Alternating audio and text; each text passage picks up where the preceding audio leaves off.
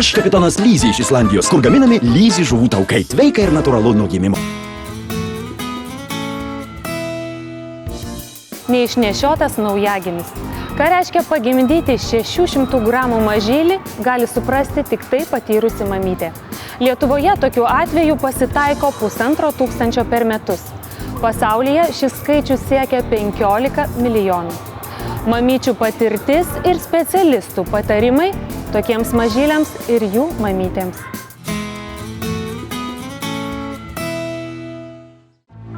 Neišnešiotas naujagimis tai kūdikis gimęs 22-36 nėštumo savaitę. Kasmet tokių vaikų gimsta apie 5–6% ir šis skaičius vis auga. Dažniausiai prieš laikinį gimdymą nulemia įvairios infekcijos, kuriomis gali susirgti būsima mamytė. Nė vienas iš mūsų nėra nuo to apsaugotas ir tai gali nutikti bet kuriai šeimai. Neretai mamos yra įbaugintos, kad toks kūdikis neišgyvena, net tenka spręsti išsaugoti jį ar ne. Tačiau spręsti ar leisti tokiam žmogučiui gyventi ne mūsų galiuose. Neišnešiotus naujagimius pagimdžiusios mamytės turėtų žinoti, kas šiems būdinga. Tokie vaikučiai nemoka patys valgyti, čiulpti ir ryti, todėl jie maitinami per zondą. Mažylių kūno temperatūra priklauso nuo oro temperatūros, todėl jie slaugomi inkubatoriuose, o vėliau perkeliami į šildomas loveles, kad būtų palaikoma pastovi kūno temperatūra. Pirmiausia, tai jie gali pamiršti kvėpuoti. Dėl to, kad yra nebrandus kvėpavimo centras, tam jiem reikalingas ir medikamentinis gydymas. Ir mūsų tie neišnešioti naujagimiai yra stebimi dėl širdies darbo, stebimas yra, koks yra deguonies kiekis, koncentracija periferinėje kraujuje. Neišnešiotų kūdikėlių imuninė sistema yra dar nesusiformavusi, todėl yra nemenka rizika susirgti įvairiomis infekcinėmis ligomis. Dėl atšokusios tinklainės jiems gali grėsti apakimas, taip pat širdies ir stuburo ydos, raidos sutrikimai, cerebralinis paralyžius ir kita. Taigi kiekvienai mamai tenka išgyventi akistatą su šiomis baimėmis. Todėl tiek mamytė, tiek personalas nenuleidžia akių nuo kūdikėlio nė akimirksnio ir intensyviai jį stebi. Net ir kilogramo nesveriančio žmogučio noras gyventi yra milžiniškas. Statistika tai tik įrodo. Neišnešiotų naujagimių išgyvenamumas pastaraisiais gal metais, galima sakyti, dėka medicinos pažangos, dėka tų naujų technologijų labai padidėjo. Ir naujagimiai, kurie gimsta nuo 500 gramų iki kilogramo, išgyvena dabar apie 60% jų išgyvena, tokių 60–70%. O naujagimiai, kurie gimsta nuo kilogramo iki 1,5 kilogramo, jų išgyvenamumas yra apie 80%. Neišnešioti kūdikiai namo išleidžiami apie 36-ąją savaitę ir metus laiko stebimi. Paprastai per metus jie pasiveja savo bendraamžius. Tačiau ką reiškia pagimdyti neišnešiotą kūdikį, gali pasakyti tik tai patyrusi motina. Visi kiti gali tik įsivaizduoti.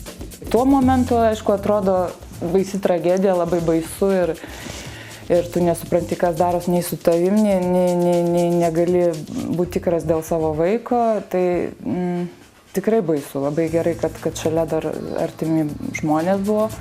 Garsi operos solistė Ieva Prudnikovaitė su vyru nėštumą planavo ir labai jo laukė. Kaip dabar juokauja, gal net per daug. Jų dviejų dukrelės Veronikos atėjimas į pasaulį buvo išskirtinis ir labai netikėtas. Ramiai savo vaikščiojom su vyru Jūrmalos pajūriu, kai paskambino daktarą ir liepė greitai važiuoti į ligoninę, nes pamatė tyrimo rezultatus. Tai va teko dar visą tą kelią atvažiuoti ir tikrai nesitikėjom, kad sekančią dieną, reiškia, aš jau turėsiu leliuką. Priešlaikinis gimdymas 32-ąją nėštumo savaitę Ievai prasidėjo dėl preeklamsijos. Šokas, stresas, baimė ir nežinomybė buvo nenusakomi, todėl dar ligoninėje dukrytę pakrikštijo, kartu su ja klausėsi muzikos ir džiaugėsi kiekvieną akimirką, kai išėmė zondą, kai iš inkubatoriaus perkelė į šildomą lovelę, vėliau į lopšelį. Džiaugėsi kiekvienu mažylės priaugtų gramu. Matyt, reikia tą praeiti, čia tam tikra gyvenimo mokykla. Tu išgyveni tokius dalykus, tai tau visos ir vertybės ir kažkaip apsiverčia ir problemos atrodo nebe problemos. Svarbiausia, kad tiem vaikam būtų, reiškia, gerai.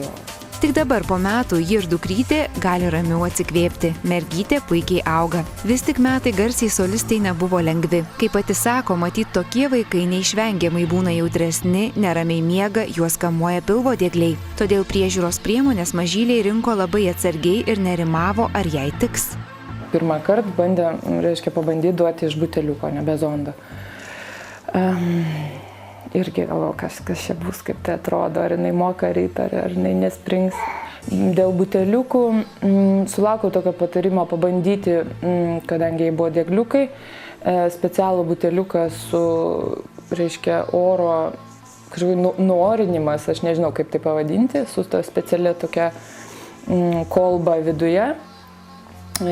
Tai praktiškai tą ir naudodavau.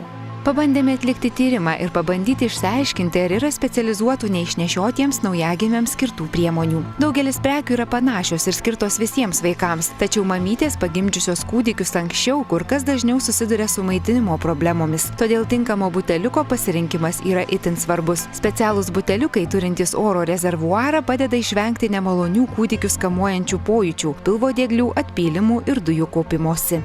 Oras patenka per skylutes va šituose vietose ir jisai, kaip sakyt, per šitą rezervuarą patenka tiesiai į tuščią ertmę virš skysčio, nesusimaišydamas su pieneliu.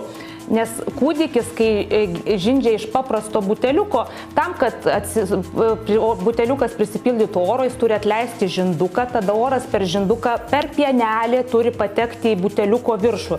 Nes, kaip maitinant buteliuką, mes paprastai laikome ir tokioje padėtyje.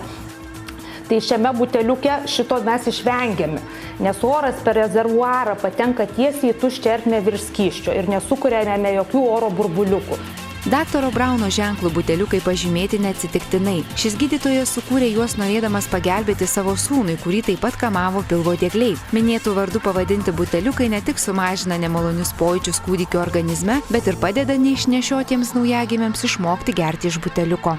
Tas buteliukas irgi iš tikrųjų yra gera priemonė mokytis čiulpti, kadangi pavertus buteliuką skystis pats po truputėlį laša iš buteliuko, tai yra taip pat kaip iš mamos krūties.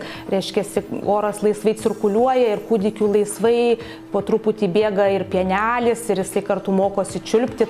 Čiulptukas dar viena pagalba neišnešiotiems kūdikėliams įgyti čiulpimo refleksą, kuris būtinas maitinimo procese. Čiulptukai turinti specialų oro kanaliuką labiau tinka neįprasti. Padeda taisyklingai formuoti sparčiai mažylio burnytei ir mažina žandikaulių slėgį.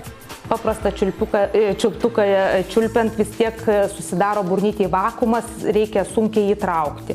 O tas oro kanaliukas padeda, kaip minėjau, tokį slėgį sumažinti. Daugelis kitų priemonių skirtų kūdikiams maitinti ir prižiūrėti yra panašios kaip ir laiku gimusiems naujagimiams. Visuomet svarbu atkreipti dėmesį į jų kokybę, patogumą ir funkcionalumą. Tai padėsime ir savo, ir mažyliams. Nuo pabaigti šį itin jautrią temą liečiantį reportažą norėtųsi optimistinę gaidą ir priminti, kad daugelis garsių ir be galo talentingų žmonių taip pat gimė anksčiau. Tai ir Winstonas Churchillis, ir Napoleonas Bonapartas, ir Čarlzas Darvinas, ir Hugo bei daugelis kitų. Stebina tai, kad jų gyvenimo trukmė buvo kur kas ilgesnė. Galime tik spėti, kad likimas lėmė jiems ateiti anksčiau, nes jie turėjo nuveikti daug daugiau nei kiti ir palikti ryškų pėdsaką žmonijos gyvenime.